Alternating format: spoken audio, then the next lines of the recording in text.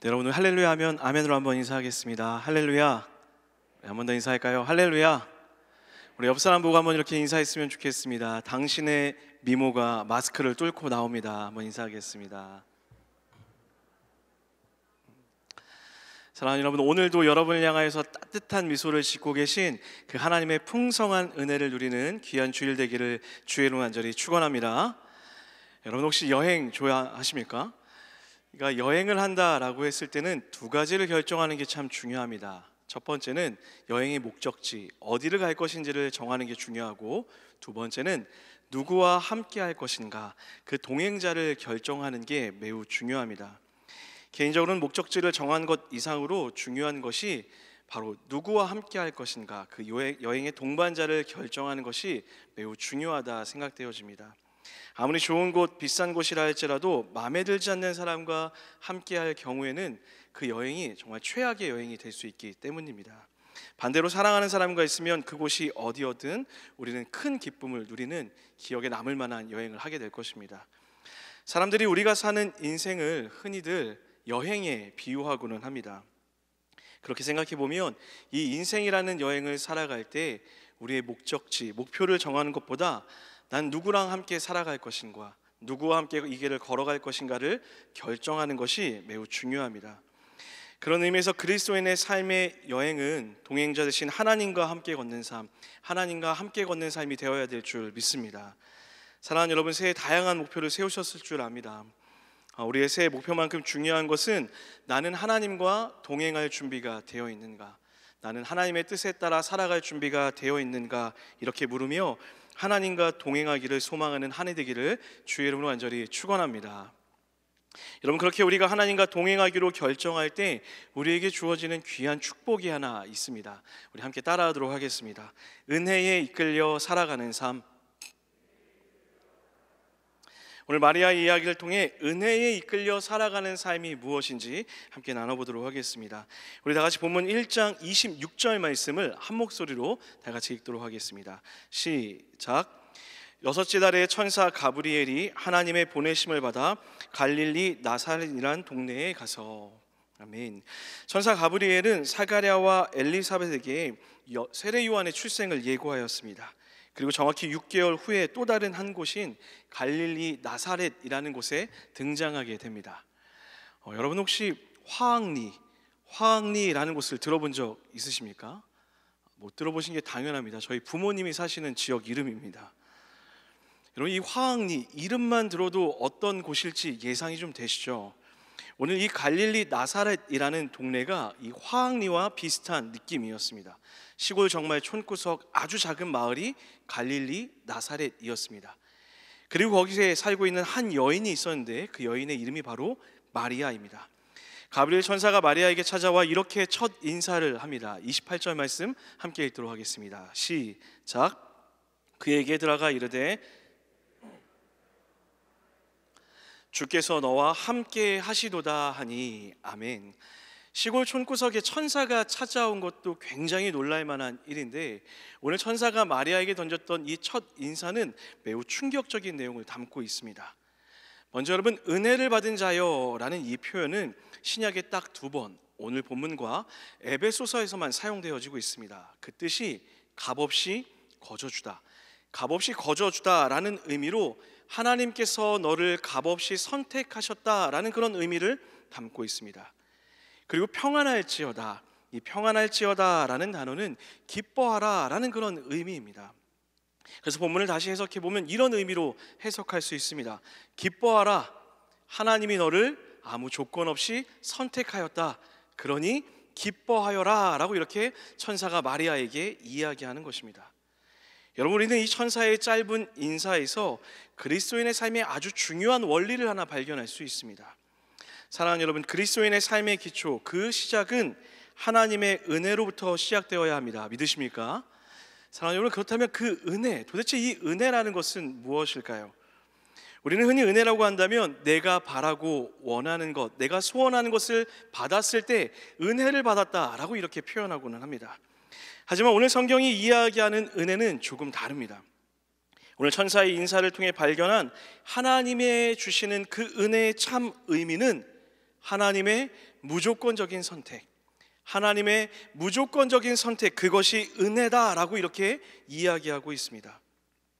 사랑하는 여러분, 이 중요한 구원의 역사에 도대체 마리아는 왜 선택받은 걸까요?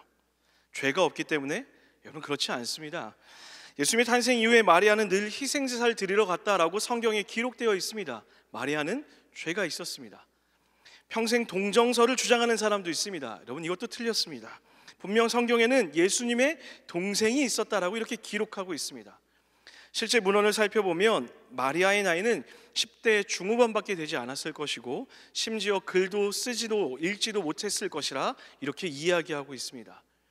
여러분, 누군가는 이 마리아 이 자체를 너무 특별하고 위대한 사람으로 만들려는 경향이 있습니다. 그리고 그것이 하나님의 선택의 이유라고 이렇게 이야기합니다. 하지만 우리가 살펴봤던 것처럼 마리아는 여러분과 저와 똑같은 죄인이었고, 불완전한 사람이었고, 세상적 기준으로도 특별할 게 전혀 없는 그런 사람이었습니다. 다시 말해, 마리아의 특별함이 하나님의 선택의 기준이 된 것이 아니라 그저 하나님이 선택하셨기 때문에 마리아가 특별한 은혜를 누리게 된 것입니다. 사랑하는 여러분, 이것이 은혜의 본질입니다. 사랑하는 여러분, 이 은혜의 인식이 우리에게도 필요합니다. 우리의 형편이 각각 다 다르고 삶의 문제도 다 다릅니다. 저마다 갖고 있는 능력과 재능과 생김새와 모든 것이 우리가 다 다릅니다. 하지만 여기 앉아있는 우리 모두가 동일하게 누리는 은혜의 특권이 있습니다. 여러분, 그것이 무엇입니까? 하나님이 여러분과 저를 선택하셨다라는 것입니다. 할렐루야. 에베소서 1장 3절에서 4절은 그래서 이렇게 이야기합니다. 찬송하리로다. 하나님 곧 우리 주 예수 그리스도의 아버지께서 그리스도 안에서 하늘에 속한 모든 신령한 복을 우리에게 주시되 곧 창세 전에 그리스도 안에서 우리를 택하사. 지금 천사와 동일한 고백을 사도 바울이 하고 있는 거예요. 찬송할지어다. 그 찬송의 이유가 무엇이라 이야기합니까? 하나님께서 우리에게 신령한 복을 주셨다라고 이야기합니다. 그리고 그 신령한 복은 바로 하나님이 여러분과 저를 선택하셨다라는 것입니다. 근데 더 중요한 단어가 있습니다. 무엇입니까? 창세 전에 우리를 선택하였다라고 이렇게 이야기하고 있습니다. 내가 너 찬양하는 거 보고 선택했어. 내가 너 헌신하는 거 보고 선택했어. 내가 너 섬기는 거 보고 선택했어. 너 능력이 좀 있더라. 너 돈이 좀 있더라. 그래서 내가 너를 선택한 거야 라고 이야기하고 있는 것이 아니라, 우리가 어떤 기준, 어떤 모습, 어떤 모양을 갖추기 그 이전에 하나님의 전적인 은혜로 우리를 선택하셨다라고 이야기하는 것입니다. 여러분, 이것이 성경이 이야기하는 은혜의 본질이며 우리가 찬양해야 되는 마땅한 이유가 될 줄 믿습니다. 여러분, 세상은 끊임없이 우리를 향하여서 선택받을 만한 사람, 사랑받을 만한 사람이 되어야 된다라고 그렇게 요청합니다. 그래서 부와 능력을 가져야 하고 사랑받을 만한 외모와 태도를 갖춰서 선택받고 사랑받는 사람이 되어야 된다, 끊임없이 이야기합니다. 그리고 그 기준을 충족시키지 못하면 마치 우리 인생이 쓸모없는 사람, 무능력한 사람, 사랑받을 수 없는 사람으로 나 자신을 치부하게 만들고 끊임없이 주변과 나를 비교하며 실패감에 빠져 깊은 우울감과 패배의식 속에 살아가게 만들고 있습니다. 이런 세상을 살고 있는 우리에게 하나님이 나타나 오늘 이렇게 이야기하는 것입니다. 내가 너를 왜 선택했는 줄 아니? 너여서 선택한 거야. 네가 나에게 무엇을 줄 수 있어서, 너가 사랑받을 만해서 내가 너를 선택한 것이 아니라 내가 너를 사랑했기에 그냥 너를 선택한 거야. 사랑하는 여러분, 이 하나님의 무조건적 선택이 은혜가 되십니까? 하나님께서 여러분을 찾으시고 부르셨다는 것에 대한 감격이 여러분 있으십니까? 하나님의 무조건적 선택을 넘어설 그 어떤 인생의 축복, 은혜는 절대로 있을 수 없습니다. 사랑하는 여러분, 가끔 제가 이렇게 성도님들을 만나다 보면 성도님들이 저에게 꼭 해주시는 말이 있어요. 목사님은 늘 행복해 보여요 라고 이렇게 이야기합니다. 여러분, 그렇게 보이시나요? 보이셔야 될 텐데요. 그러면서 또 한마디를 이렇게 붙이십니다. 뭐라고 얘기하시냐면, 목사님은 자존감이 참 높으신 것 같아요 라고 이렇게 이야기합니다. 그런데 실제로 여러분, 저는 자존감이 높은 사람이 아닙니다. 왜냐하면 저는 탁월한 능력을 가지고 있지도 않고요, 재능이 많지도 않습니다. 특별히 제가 말 잘하는 사람들을 참 많이 부러워하는데요, 여러분, 제가 설교 원고를 쓸 때도 한 글자도 빼놓지 않고 여기에 다 적습니다. 심지어는 개그도 적어요. 그래서 여러분이 웃지 않으시면 제가 심히 당황을 합니다. 예전에 한번 원로 목사님께서 사역자들을 이렇게 돌아가시면서 칭찬해 주신 적이 있어요. 어떤 목사님에게는 목사님은 설교가 탁월합니다. 어떤 목사님에게는 목사님은 기도 인도를 참 잘하십니다. 이렇게 돌아가면서 축복을 해주시는 거예요. 제 순서가 다가오는데 제 가슴이 콩닥콩닥 뛰는 거예요. 나에게 뭐라고 하실까? 나를 기억하고 있을까? 드디어 제 순서가 되었습니다. 그리고 목사님이 정확하게 이렇게 얘기하셨습니다. 최 목사님은 나랑 눈높이가 맞아서 너무 좋습니다. 그리고는 그냥 지나가셨어요. 여러분, 최고의 축복을 받은 줄 믿습니다. 사랑하는 여러분, 사역은 신장이 아니라 심장으로 하는 줄 믿습니다. 여러분, 이렇게 늘 제 마음에는 부족한 것이 많다 생각해서 이 자존감이라는 단어는 저에게는 늘 불편한 단어이기도 합니다. 그런데도 제가 이렇게 행복하게 그리고 기쁘게 즐겁게 제 삶을 살아가고 주어진 사역을 감당할 수 있는 이유가 무엇일까요? 딱 하나밖에 없습니다.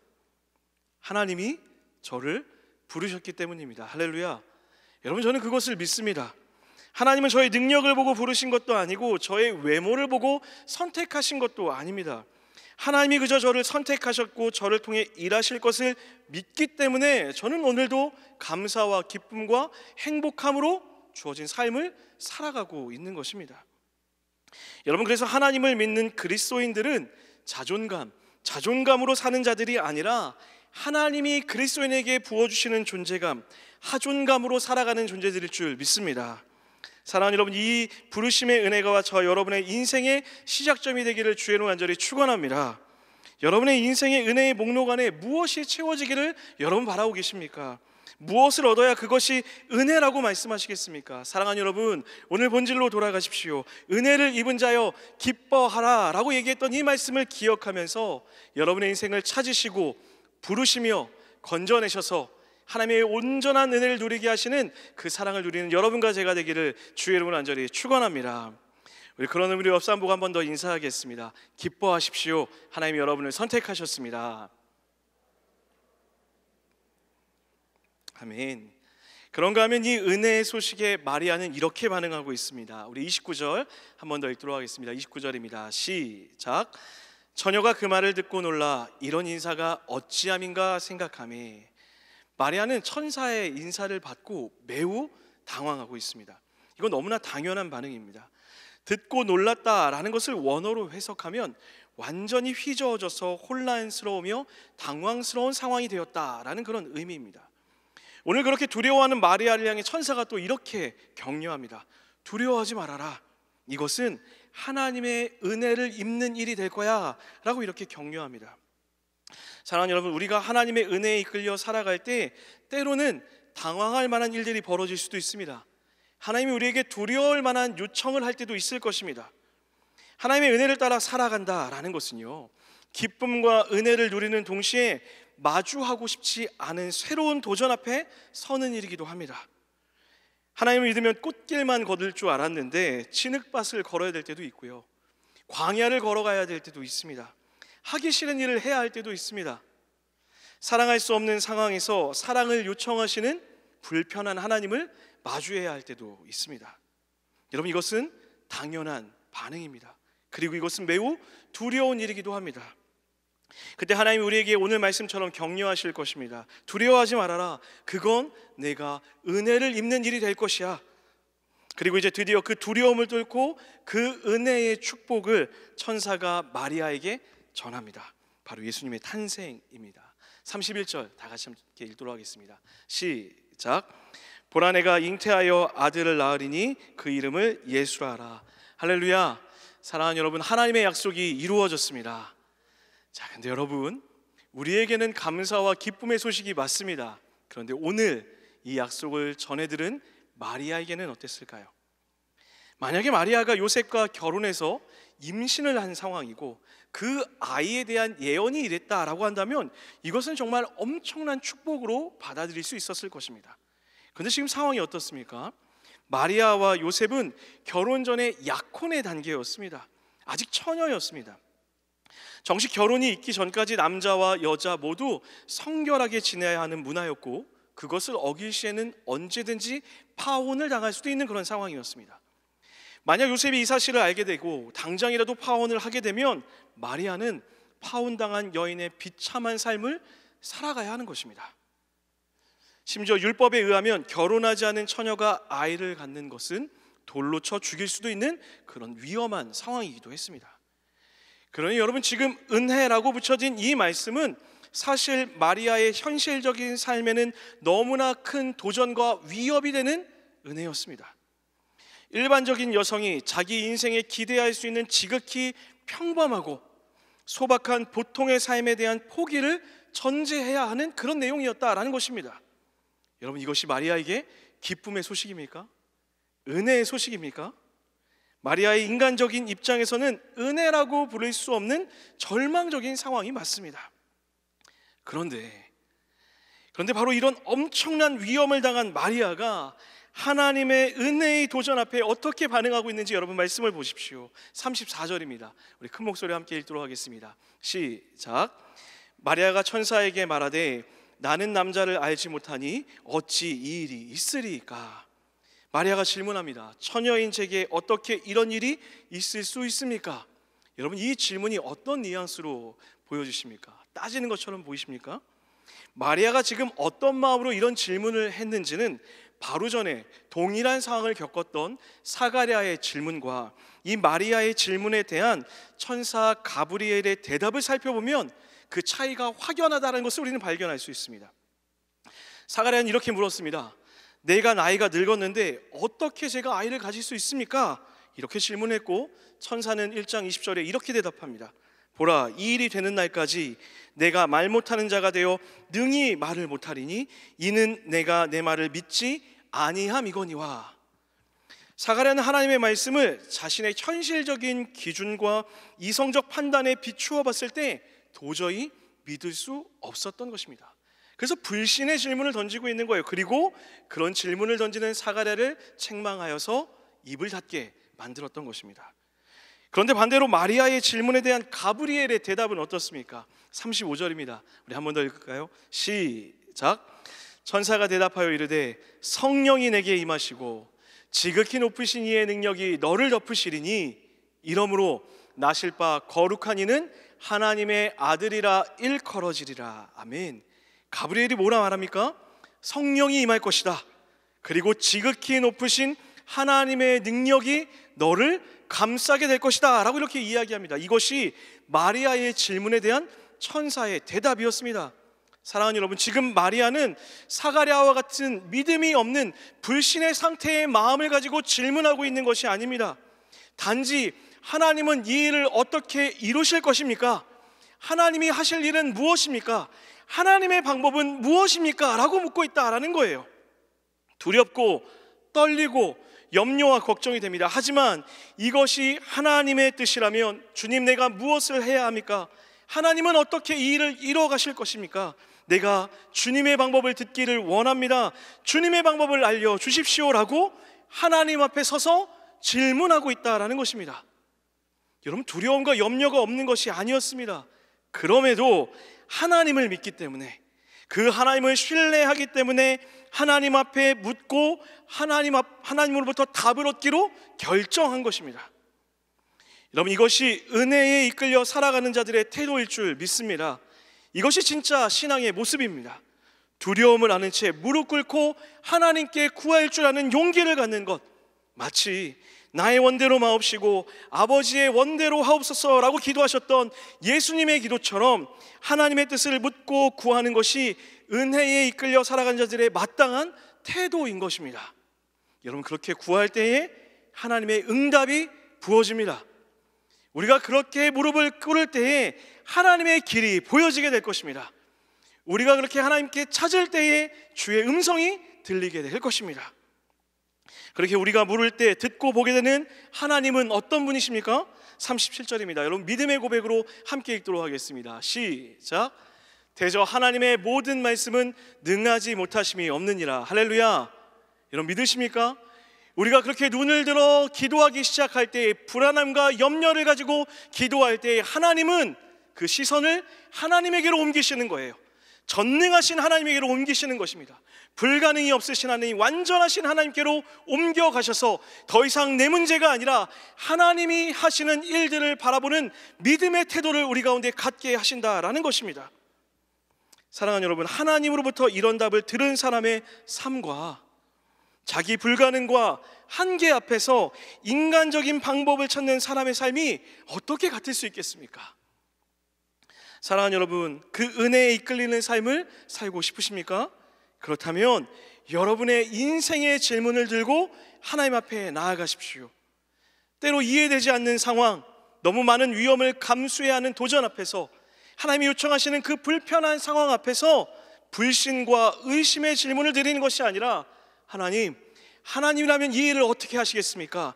하나님의 뜻을 보기를 원합니다. 나를 부르시고 선택하신 주님의 부르심을 어떻게 이루시겠습니까? 그렇게 물으십시오. 그렇게 물을 때에 하나님의 방법이 반드시 여러분에게 부어지게 될 것입니다. 저는 여러분이 이 은혜에 이끌려 살아가며 여러분 삶에 놓인 수많은 불가능을 가능으로 변화시키는 역사가 일어나게 되기를 주의 이름으로 간절히 축원합니다. 여러분, 그 대답을 들은 마리아의 마지막 반응을 보십시오. 38절입니다. 우리 마지막으로 한 번 더 읽겠습니다. 시작. 마리아가 이르되 주의 여종이오니 말씀대로 내게 이루어지이다. 할렐루야. 마리아가 이렇게 고백하는 거예요. 주님, 저는 하나님의 종입니다. 주의 말씀대로 이루어질 줄 믿습니다. 여러분, 여기서 여종이라는 표현은요, 결코 주인의 뜻을 거스를 수 없는 노예를 의미합니다. 여러분, 종은 주인 앞에서 자기 의견이 없는 사람입니다. 주인이 결정하면 그대로 행하는 사람, 그가 바로 종, 노예였습니다. 여러분, 마리아 두려웠습니다. 무서웠을 것입니다. 그런데 어떻게 하나님 앞에서 자기의 삶을 내던질 수 있었을까요? 이것은 단순히 마리아가 용기가 있고 너무 순종적인 사람이어서 가능했던 일이 아닙니다. 마리아는 자신의 주인을 향한 절대적인 신뢰의 고백이 있었기 때문에 자신의 삶을 의탁할 수 있었던 것입니다. 사랑하는 여러분, 은혜에 이끌려 살아간다라는 것은요, 내 인생의 주인이 누구인지를 알고 살아간다라는 말입니다. 사랑하는 여러분, 여러분의 인생의 주인이 누구이십니까? 우리 인생의 주인은 하나님이십니다. 할렐루야. 그 하나님은 전능하신 분이십니다. 온 우주 만물을 창조하신 분이십니다. 아름다운 분이시고 불가능이 없으신 분이시고 하나님의 뜻을 반드시 이루시는 신실한 하나님이십니다. 그 하나님이 여러분의 하나님이십니까? 그렇다면 그 하나님을 믿는 믿음으로 은혜에 이끌려 살아가는 축복이 여러분 삶 가운데 펼쳐지게 되기를 주의 이름으로 간절히 축원합니다. 여러분, 제 얘기를 하나 들려드리며 설교를 마무리하려고 합니다. 여러분, 제 사무실에 가면 20년도 훨씬 더 지난 기타가 한 대 있습니다. 그 당시만 해도 적지 않은 금액을 들여서 정말 소중하게 샀던 기타입니다. 그래서 예배인도 할 때마다 정말 귀하게 쓰임받았습니다.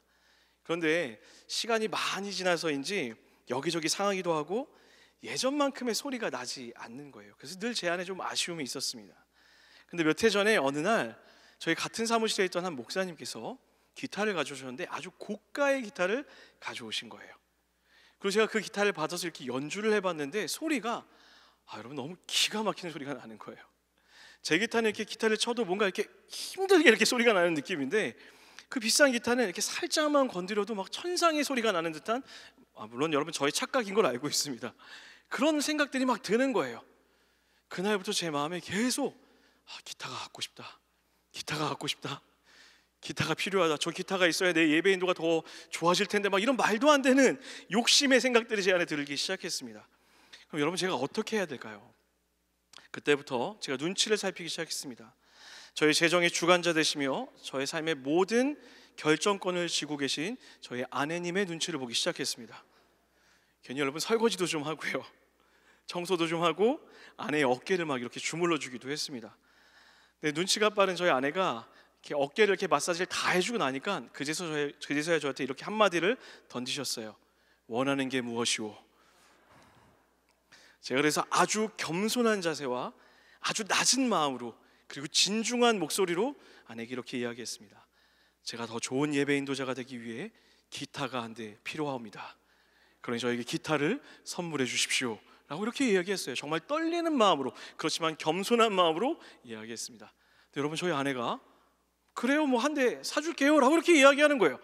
기분이 너무 좋았어요. 근데 그 다음 말이 너무 충격적이었습니다. 뭐 그거 얼마 정도 하는데요? 한 10만 원이면 돼요 라고 이렇게 얘기하는 거예요. 제가 당황하지 않고 다시 한번 마음을 붙잡고 손가락을 이렇게 가리켰습니다. 근데 아내가 20만 원이라고 이렇게 놀라는 거예요. 근데 그 놀라는 그 아내의 마음을 제가 다시 한번 이렇게 꼭 잡고 한 번 더 이렇게 이야기했습니다. 200만 원입니다. 그 순간 아내가 자리에 일어나 방으로 들어가는데 다시는 제게 그 얼굴을 보여주지 않으셨습니다. 그날 저녁에 제가 너무 낙심한 마음에 사무실에 돌아와서 그 기타를 들고 혼자 이렇게 기도하는데 당연히 회개하는 마음이 나왔습니다. 욕심인 걸 알았거든요. 그래서 그 낡은 기타를 들고 찬양하며 기도하다가 그날 제 일생일대의 가장 중요한 인생의 진리를 하나 발견하게 되었어요. 사랑하는 여러분, 아무리 좋은 기타여도 저 같은 아마추어 연주자가 그 기타를 치면 그냥 딱 아마추어에 맞는 소리가 나는 겁니다. 그런데 반대로 정말 저가의 기타여도 프로 연주자가 그 기타를 연주하면 그 프로 연주자에 맞는 기타 소리가 나더라고요. 그런가 하면 우리의 인생도 똑같습니다. 여러분, 때로는 겉으로 보기에는 내 인생이 낡고 허름해 보이고 자랑할 것 하나 없는 그런 너무 초라한 인생일처럼 보일 때도 있습니다. 그런데 사랑하는 여러분, 우리의 삶이 겉으로 보기에 그러할지라도 우리의 인생을 연주해 가시는 분이 만약 하나님이시라면, 온 우주 만물을 창조하셨고 불가능이 없으시고 전능하시며 신실하시며 아름다우신 그 하나님이 여러분과 저의 인생을 연주해 가신다면 우리는 이 땅에서 하나님의 나라의 소리를 내며 살아가는 축복된 삶을 살아갈 수 있는 것입니다. 그런데 여러분, 반대로요, 내가 겉이 화려하고 가진 것이 많고 능력이 많아도 하나님이 내 인생을 이끌어가지 않으시고 연주하지 않으시면 우리의 삶은 아무 의미 없는 것이 되는 것입니다. 사랑하는 여러분, 은혜에 이끌려 살아간다라는 것은 하나님이 여러분의 인생을 연주하도록 우리의 주도권을 주님께 맡겨드리는 것입니다. 우리가 그렇게 나를 선택하셨으며 나에게 은혜를 주셨으며 내가 물을 때에 좋은 것을 주시며 그 은혜의 삶을 이끌어 가시는 하나님을 믿는 믿음이 있으시다면 사랑하는 여러분, 하나님께 여러분의 삶을 의탁하십시오. 때로는 답답할 수 있습니다. 막막할 수도 있습니다. 그때는 무릎을 꿇고 기도하는 거예요. 하나님, 하나님의 뜻을 발견하기를 원합니다. 그리고 주의 뜻을 듣고 주님과 함께 믿음으로 걸어가는 거예요. 그런 자들의 고백은 이렇게 돼야 될 줄 믿습니다. 주님, 저는 하나님의 종입니다. 주의 말씀대로 될 줄 믿습니다. 주님, 저는 주의 종입니다. 주의 말씀대로 될 줄 믿습니다. 할렐루야. 그 믿음의 고백을 드리며 살아가는 여러분의 삶이 되기를 주의 이름으로 간절히 축원합니다. 우리 그 믿음 담아 함께 찬양하며 기도하며 나아가도록 하겠습니다.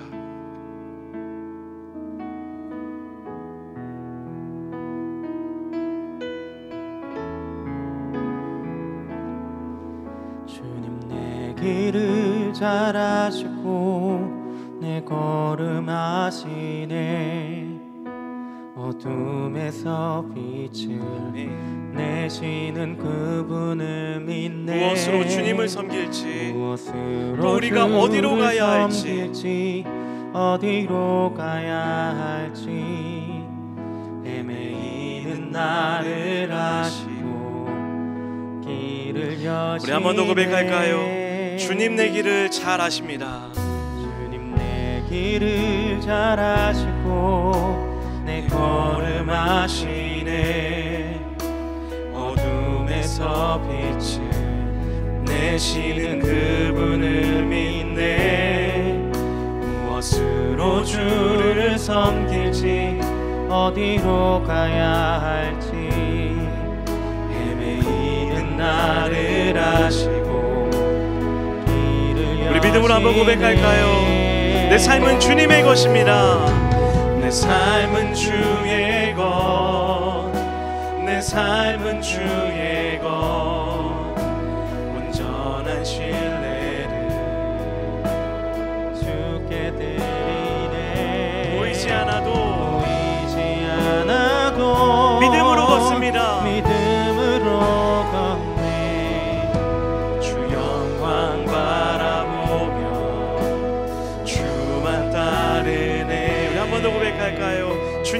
길을 잘 아십니다. 주님 내 길을 잘 아시고 내 걸음 아시네. 여러분 믿으십니까? 어둠에서 빛을 내시는 어둠에서 빛을 내시는 그분을 믿네. 무엇으로 주를 섬길지 어디로 가야 할지 헤매이는 나를 아시고 길을 우리 우리 믿음의 고백을 주님께 드립니다. 내 삶은 주님의 것입니다. 내 삶은 주의 것, 내 삶은 주의 것, 온전한 신뢰를 주께 드리네. 보이지 않아도 믿음으로 걷네. 주 영광 바라보며 오직 주님만 따릅니다. 주님 내 삶은 주님의 것입니다.